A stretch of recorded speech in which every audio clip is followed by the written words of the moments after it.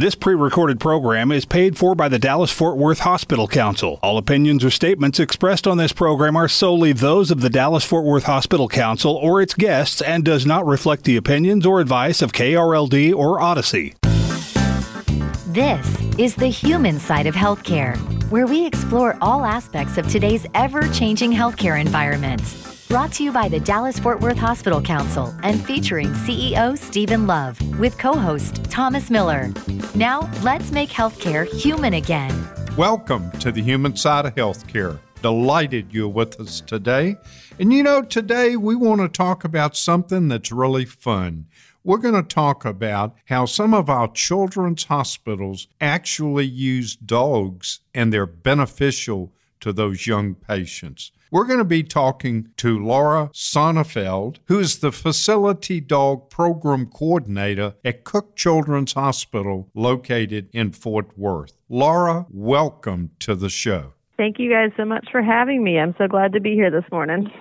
To help our listeners kind of grasp and understand this, can you first define what is a facility dog?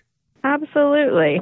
So a facility dog is a professionally trained dog that will work alongside an employee of a facility. So, for example, at our hospital, all of our dogs work alongside a healthcare worker in their role in the hospital.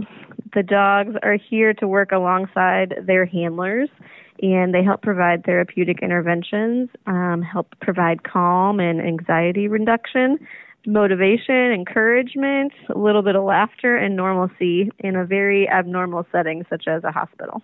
From Cook Children's point of view, why do you think these facility dogs are beneficial to your patients? The facility dogs are hugely beneficial because they're providing patient satisfaction, not only patient satisfaction, but parent satisfaction as well. We have lots of kids that are here for the first time, never had to be hospitalized, and when they see something normal that they would see on the outside world, such as a friendly dog, it helps to bring their anxiety down. And we notice that there's lots of beneficial wellness reasons for interacting with a dog that has been researched, and we are seeing those benefits every single day with the work that our dogs do across the medical center. Can you tell us a little bit about the dogs you use? Is it a certain breed that you use, or is there anything unique about these dogs?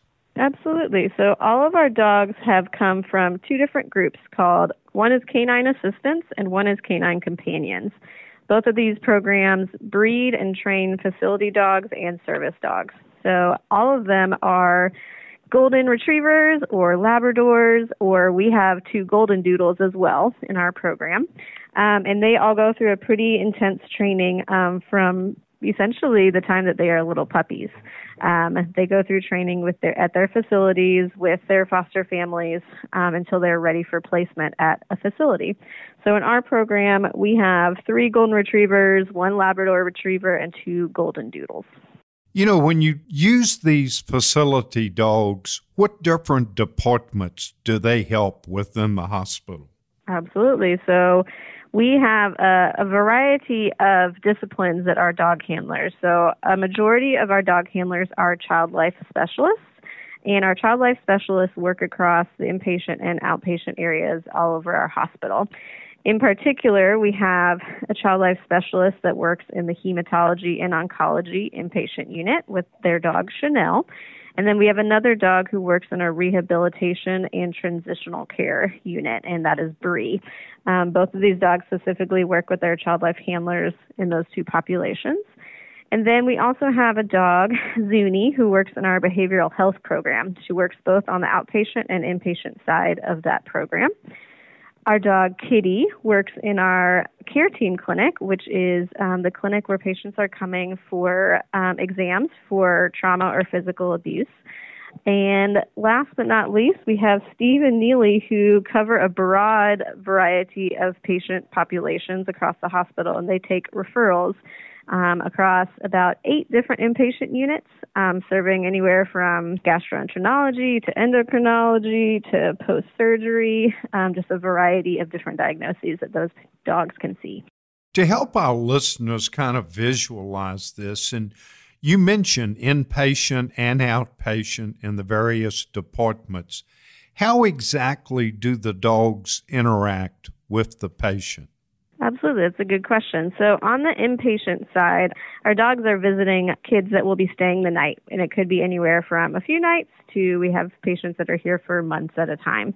The dogs are able to go in and out of each of the patient's rooms, ones that want to be visited, and they work alongside their handler. So, for example, our child life staff are in and out of those rooms providing normalization, preparation, education for the patients that are here, and the dogs can come alongside them to help calm nerves during maybe a new diagnosis education or preparation for a surgery.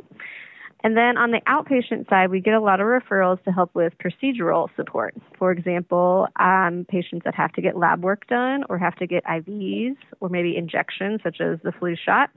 I work a lot with my dog, Steve, on the outpatient side, and we come and help just provide that distraction or that support and that comfort for different procedures that have to be performed on the outpatient side. And with those patients, they are getting to go home at the end of the day. It's just more like a clinic visit or a doctor visit, and then they get to go home at the end of the day. So it looks a little bit different as far as we may see a patient once on the outpatient side, but then we may see a patient multiple times over the course of their inpatient stay. You know, I know you mentioned some of the breeds of dogs, but just how does a dog become a facility dog? It's a great question. So the two groups that we have gotten our facility dogs from, they only will train dogs that they breed themselves within their entity. There's a lot of DNA and genetics that go into that process. And so they're assessing along the way. But for example, with my dog, Steve, he was one of 7 puppies in that litter. And 5 of those dogs all ended up getting facility dog positions at different hospitals across the country. So part of their assessment during the training is they take the dogs to children's hospitals, and they make assessments of, does it look like the dog's enjoying their work? Do they enjoy engaging with people? Or do you have a dog that maybe is a little bit more anxious being in a group setting or smelling all the smells of a hospital? All these dogs are incredibly smart dogs and can be very well trained, but you may have some dogs that would be a better fit to be in service to an individual and be a service dog. They told us they knew pretty early on with Steve that he would thrive in a facility because he shines when he's in a group setting. He makes sure that everyone gets to say hello to him. He spends time with each person. He works the room. So they knew early on that he really enjoyed his work and that he would be a good fit to be in some place more like a facility where he would see lots of different people across many different avenues. Well, you know, I've got to tell you, Laura, and I'll make sure Thomas understands this too. I haven't met your dogs, but I think Steve might be my favorite. I don't know why I say that. He's my favorite too, but I'm particular. You know, you have a program, Sit, Stay, Play. Can you explain to our listeners what that program is?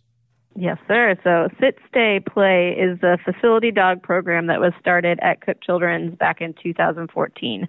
We started with 2 facility dogs and have grown since then. At this point, we have 6 full-time facility dogs that work alongside healthcare workers. Isn't this a great story? Talk about the human side of healthcare.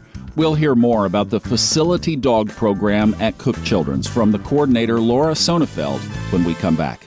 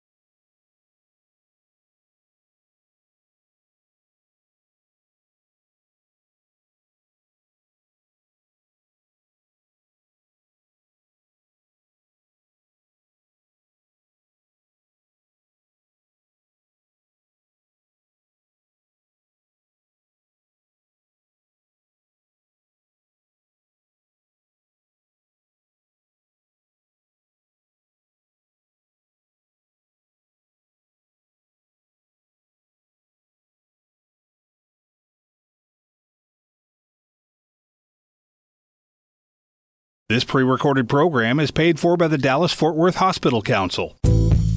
This is the human side of healthcare, where we feature healthcare's hottest topics and what our North Texas area hospitals are doing to make healthcare human again. Welcome back. We are talking about a wonderful program in Fort Worth at Cook Children's Hospital, the Facility Dog Program. Laura Sonefeld is the coordinator, and this is a program that benefits the kids, the patients, their families, the parents, and the staff. Talk about a triple win. So they have a program called Sit, Stay, Play. Laura, can you tell us what that's about? Yes, sir. So Sit, Stay, Play is the facility dog program that was started at Cook Children's back in 2014. We started with 2 facility dogs and have grown since then. At this point, we have 6 full-time facility dogs that work alongside healthcare workers. So they are working together with their handlers, their people, and they get to go wherever their handler goes in the hospital. We have some restrictions around isolation where the dogs cannot go, but in general, the dogs get to do anything they can alongside their healthcare workers. But the goal behind the whole program was to provide just another layer of therapeutic interventions at the hospital. As I don't know if either of you guys have kids or have had to have an experience where you've brought your child to a hospital, but the hospital is a very intimidating environment for kids and parents alike. And if we can provide just one more layer of comfort for both the patients and the parents, then that's something that we want to be able to provide to all of the people that come into our doors. I will say there are definitely times where I walk into a room with Steve and he immediately goes to mom or dad instead of the patient. And most likely it's because mom or dad are the ones that are very anxious and need that extra comfort. And so he really is here. Our dogs are not just here for the patients, but they're here for the family unit overall. Let me ask you this. On the Sit, Stay, and Play program, how is that funded? That's a great question. Our program is completely donor funded. The program began because we had some pretty big supporters in our community who felt like this program definitely was something that was needed and would be beneficial to our community. And our program continues to be run completely by donors. We work with our foundation and our marketing team here at the hospital to continue to reach new donors, to get the support, provide stories. We do have a social media Instagram that is pretty popular, if I do say so myself. But that just helps us to get our story out about what our dogs and their handlers are doing here at the hospital.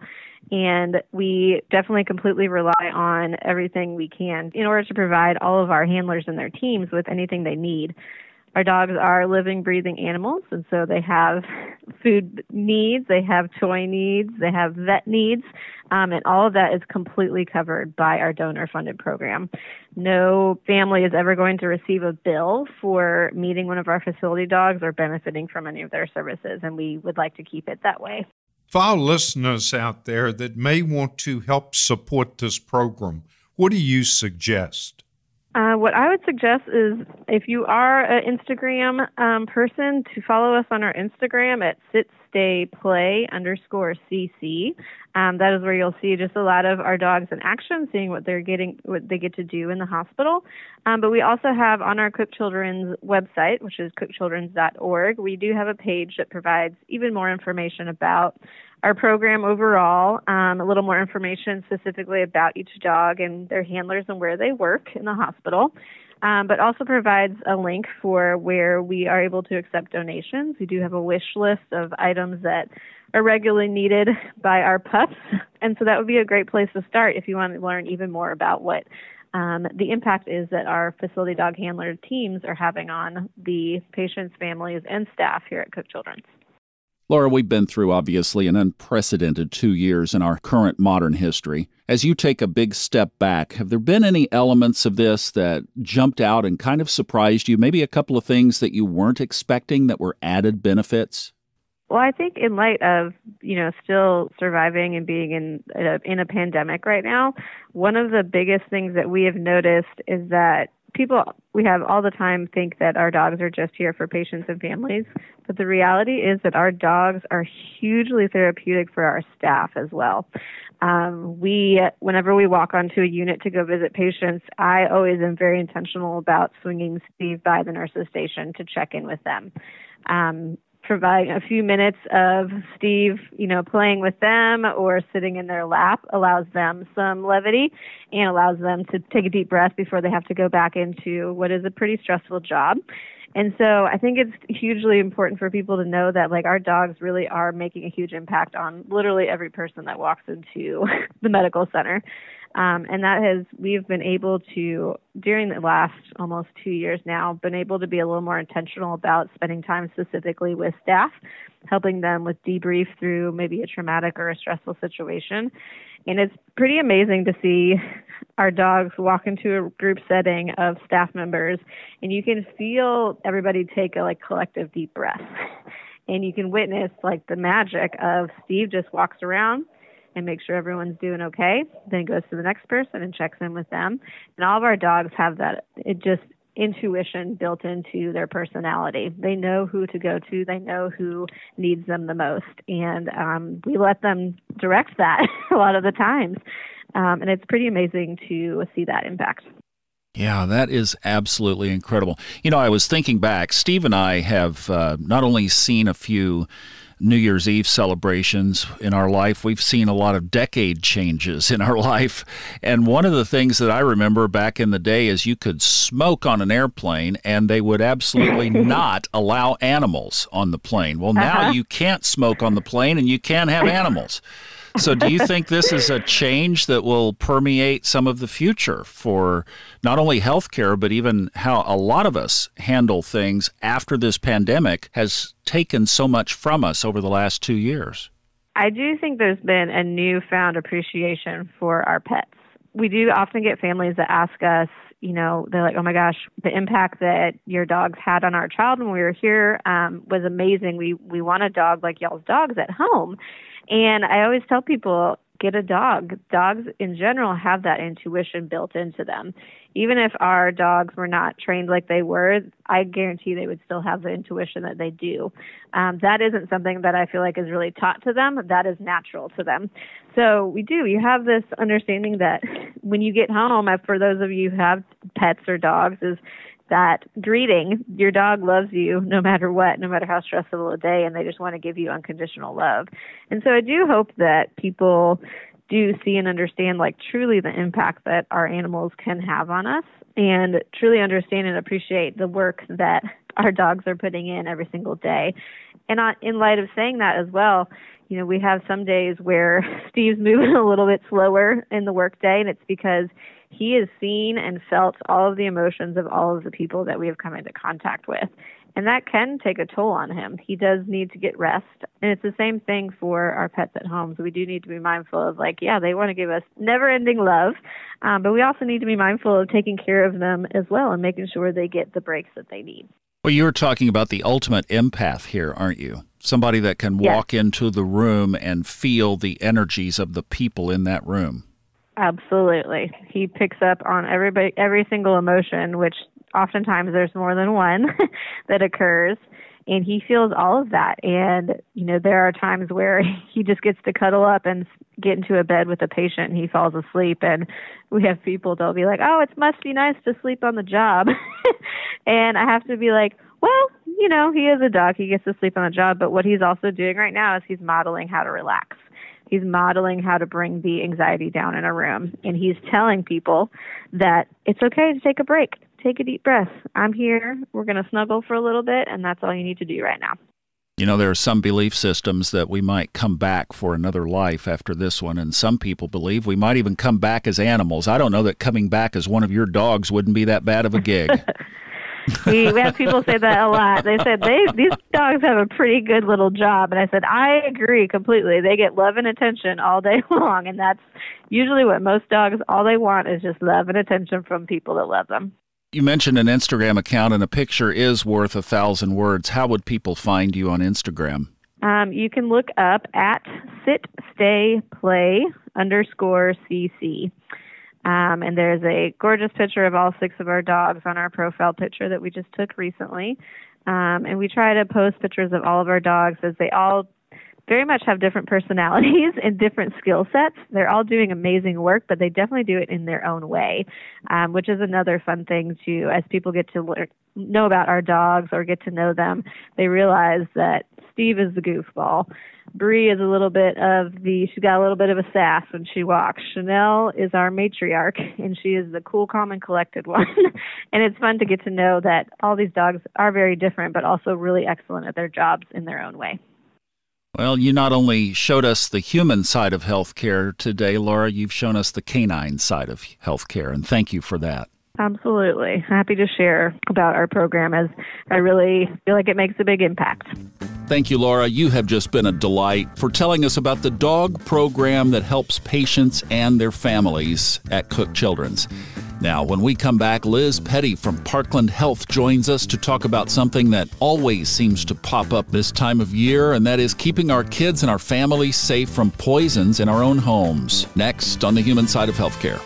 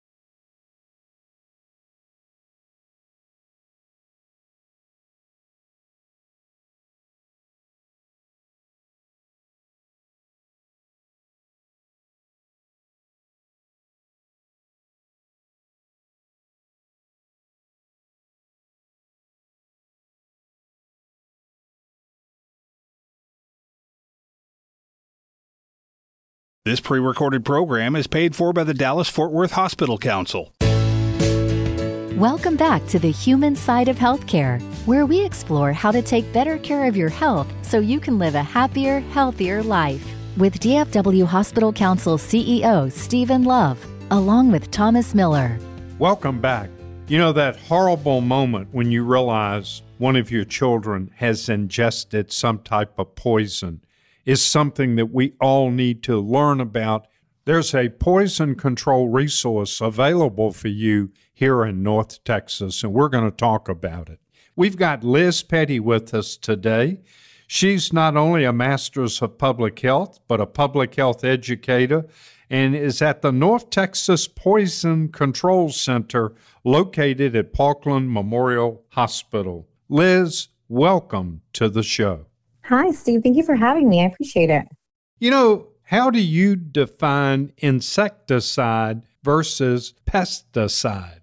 Sure. So we use pesticide as a more general term. And so a pesticide is really anything that is used to kill, control, or repel pests. And then if you want to specify, insecticides are specially made to kill, to harm or repel an insect or maybe more than one insect. And we use these things almost every day, right? It might be from air to roach sprays. Pesticides can include things like weed killers. So a big broad term would be pesticides. And then if you want to get specific, we talk about insecticides. Okay, that makes a lot of sense. So if you think in terms of just insecticides for a minute, how do you perceive that they work to do their job? Yeah, so we usually purchase insecticides because we want to get rid of an insect or multiple insects. And so by getting rid of them, we want to kill them. And so what a lot of insecticides do is they target the central nervous system, which means they kill those insects by paralyzing them, right? You usually see the bug and it's still kind of kicking its legs up and eventually it stops. Or else we can find insecticides that just repel, so keep them away from your home or control them. What are the types of chemicals that you know about that are contained in insecticide? There are lots of different chemicals that are used. In terms of what concerns us from a poison center perspective are usually these chemicals that are used called either pyrethroids, like I mentioned earlier, or some that are called organophosphates, which are a little stronger and more harmful. And so in terms of chemicals, we usually like to divide them from pyrethroids and organophosphates. Those aren't the only ones, but those are the main ones that we can find in products that we can purchase, either at a grocery store or places like Home Depot. What insecticides are safe, especially for pets, outdoors, and which ones are particularly safe indoors? Yeah, so really, we don't really have any specific brands that we normally point to. The most important thing to look out in terms of using insecticides, whether it's outdoor or indoor, is to read the label. So most of the time, that label is going to say safe for indoor use only, or safe for indoor and outdoor use. Or it might say, when you use the product to keep your pets away for X amount of time. So the most important thing to do as far as when picking a product is to simply read the label. So when does insecticide poisoning occur? Yeah, so it's usually when we're actually using the products. Poisonings can occur through ingestion or inhalation or by touch. And usually when we use the product incorrectly is when most poisonings happen.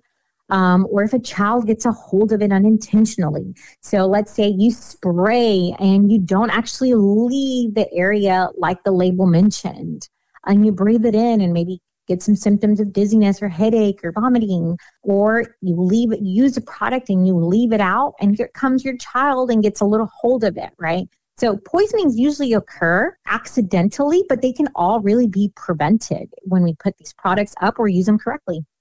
Are natural and organic insecticides safer to use? What we like to say is that natural or organic doesn't necessarily equal safe. There's a lot of natural things that aren't necessarily safe, right? Let's think of, for example, poison ivy. Poison ivy is natural, but it's not safe. A lot of those products, they can be misleading. Why? Well, because they'll often term it as natural because they put some kind of essential oil on it. But in the label, there might be another added chemical. It might be a pyrethroid-based product. But because it contains a natural-like product, it's advertised natural, there are essential oils that are not safe either. And so don't be fooled by the label. It's still take your precautions, read the label, use proper protective equipment if the label calls for it. You know, I know we have the North Texas Poison Center, which we're very thankful for. But let's assume I'm at home, out in the yard, not wearing a mask properly, and I get insecticide on my face or in my eyes. What are things I can do at home before I call the Poison Control Center? Oh, great question. So there are some first aid steps you can actually take. So in cases where you inhale it, so in the example that you gave, the treatment that you want to take right away is to get away from the source. And if you're indoors, to go outdoors and get some fresh air. If you're spraying the product indoors, turn on the fan, open the windows, get some ventilation going in the area. So the first step is to get fresh air immediately. If you get it in your eyes, rinse your eyes out for at least 10 minutes before you call us. And then you call the Poison Center and we may say, you know what, you've already taken all the steps. Or we might say, you know what, 10 minutes isn't enough. Maybe you need to do it for an additional 5 or 10. Same for the skin. Rinse the skin off for at least 10 to 15 minutes and then call us. And so those are first aid steps you can take. But if you don't remember any of that, no worries. Put the number in your phone and call us so we can tell you what to do right away. Let me give you that same example. Let's assume I accidentally ingested some insecticide and I began to have an immediate allergic reaction. Should I take Benadryl immediately or should I call the Poison Center first? In that scenario, first, let me tell you what you should not do. In any case, you should never induce vomiting, right? To make yourself throw up. Because we still hear of a lot of people who think that's the first thing you should do is try to get the poison out. But that actually can cause more harm than good. The second thing that we say is don't take anything unless you've called us first. So you definitely don't want to take Benadryl unless we've told you it's safe to do so. And there's really other home remedies that we hear about, like people saying drink milk. Well, no, you call us first to make sure we give you the correct steps. Now, if you are having a true medical emergency, like you can't breathe, then you call 911, right? Because we offer treatment over the phone. And if somebody can't breathe, there's not a whole lot we can do over the phone. So just keep in mind that we're a great resource, but for true medical emergencies, call 911. Let's assume I'm taking a prescribed medication by a physician and I begin to have an allergic reaction. Should I call the Poison Control Center? Absolutely. You can always call the Poison Center. Now, you definitely want to try to get in contact with your physician first who prescribed the medication. But if you're unable to get a hold of your prescription, we're definitely a great line of defense. Give us a call. Our specialists have lots of information on side effects of medications, and we may be able to tell you whether or not you should go to the doctor or emergency room. So usually a lot people who call the Poison Center save themselves a trip to the emergency room because often they think, oh, I need to go to the ER. No, just call us first and we'll tell you what to do. So if you are thinking you're having an allergic reaction and you can't get a hold of your physician, definitely give us a call. Let's assume I'm at home, get bitten by an insect or exposed to some type of insecticide and have a severe reaction that starts restricting my breathing. Shouldn't I call 911 first and then the Poison Center? Absolutely. Yes. Yeah. Once you've called 911, you can definitely call us for additional support. Or often people might not know is that if you call for an ambulance, they usually will call us, especially when it comes to bites and stings.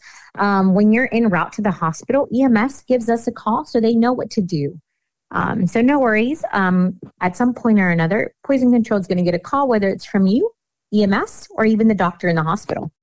In all of these calls that are coming in, I'm assuming, especially when you think in terms of HIPAA and other things, all those calls are confidential, correct? Correct. So your call is strictly between you and the person who answers your phone call. And a lot of the accidents that happen, people are somewhat ashamed. Like maybe they left we're talking about insecticides. Maybe they left the product out and their small child got into it.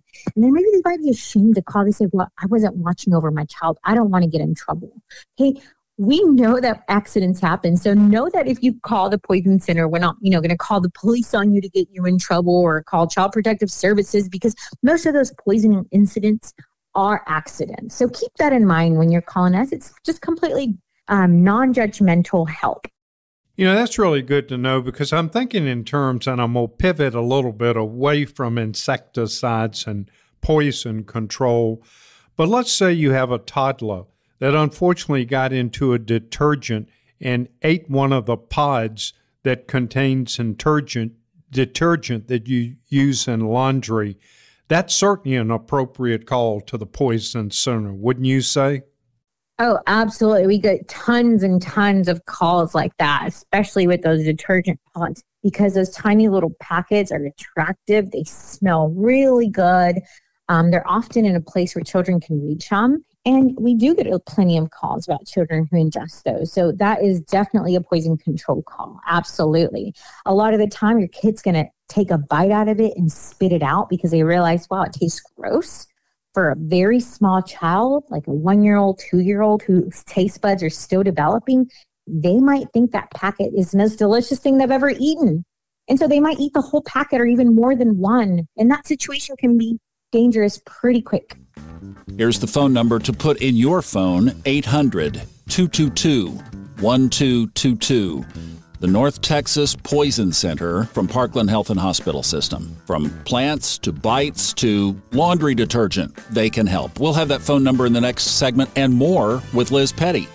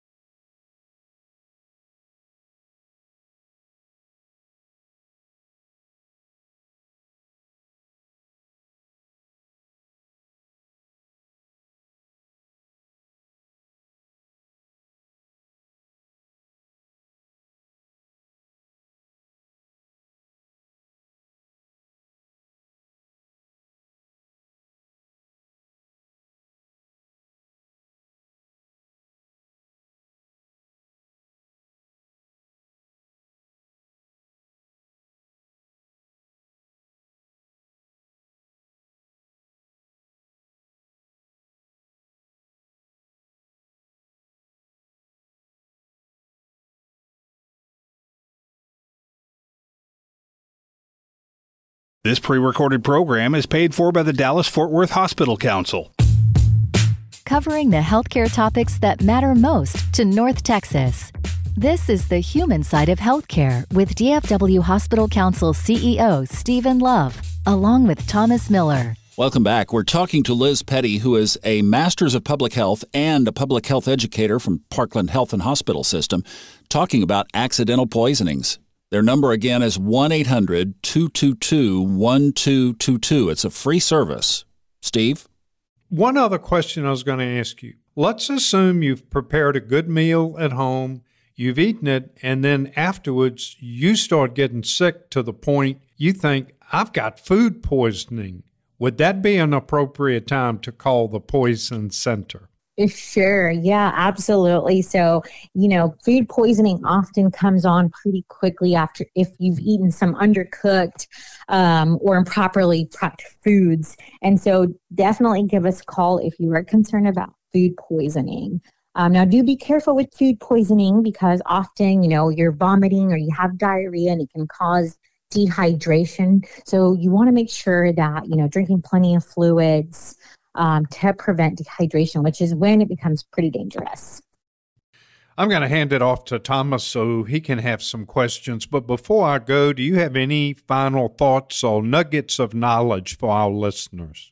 Yeah, Steve. So I do want to make an important point that although we're talking about insecticides and pesticides and more chemical-like substances, it's important to know that most of our poisonings occur with medications. Okay, especially with small children, whether it's misuse of medications among adolescents or abusing them. And of course, you might have heard of an opioid epidemic going on as well. And so medication safety is very important, keeping them up and out of reach of your children, because not only do they look like candy, they often taste like candy. And for adolescents, because they often report that the first time they've abused a medication is from their parents' own medicine cabinet. So medicine should definitely be in the back of everyone's mind as far as where to store it and keeping it in a safe area. Liz, what chemicals are in most of these home-based pesticides? The most common chemical you'll find are called pyrethroids. And when you get exposed to that chemical, because it does affect the central nervous system of insects, if you get it on your skin or accidentally ingested, you'll kind of get this like tingling and pin and needle sensation. In really severe cases, seizures can happen. And pesticide and insecticide poisonings that are not treated can be very harmful and even cause death. And a more serious chemical is organophosphate insecticides. But these you see generally used more in commercial settings like farms or outdoors. But you can find products at stores like Lowe's or Home Depot's with organophosphate. Now, these poisonings can be really dangerous. They can be absorbed through the body. They can be inhaled. They can be ingested. And these will cause more severe symptoms. And it'll cause you to sweat a lot. It kind of makes everything wet. So you sweat a lot, you tear up a lot, you start vomiting, you have diarrhea. In really dangerous cases, your lungs can fill with fluids. Seizures are a risk, and even death. So when we get calls about organophosphate poisonings, let's say from a hospital, we usually recommend healthcare providers to completely gear up, because if the patient is vomiting, if they have diarrhea and they're exposed to those fluids, they can actually come in contact with those fluids and get poisoning themselves. So they can definitely be quite harmful. What about these companies that come spray your home? What chemicals are they using? Right. So it's important to always ask that provider what kind of product they're using, right? Because you call them, they come out to your home, and often we have no idea what they're using. And if you call poison control and you say, hey, somebody just came out and sprayed my house, well, we have also no idea. Ask them for what product they're using, because if they come and spray and all of a sudden you're having some kind of symptoms and you have documentation of what it is they sprayed, it really helps poison control figure out what next steps to take. But they can be using both pyrethroids or organophosphates or other chemical products. So always ask what kind of product, because it's really hard for us to figure that out, right? It's kind of like a puzzle. But oftentimes these chemicals present themselves in unique ways. So often we can't tell maybe what possible agent could be responsible for those symptoms. Okay, now look, I eat organic and I try to minimize my own exposure to these kinds of things, but you just brought up an excellent point. And that is, whenever you are going to be in an environment of exposure, find out what it is that they are using. Exactly. Yeah. Something not a lot of people think of. And that just really reminds me of plants, right? Like when we're using, often we want to decorate our yard and you plant some pretty flowers or bushes, right? We don't keep the labels as to what kind of plant that is. So anytime you're putting something new in your home, keep those tags, keep those labels always as a reference, because oftentimes we want to also spray our house, make sure to keep the weeds out, maybe use an herbicide, and maybe your child got into the plant or something and you have no idea what kind of plant it is and you're trying to describe it to us. Well, there's, thousands of plants. Keeping that label saves us a lot of time.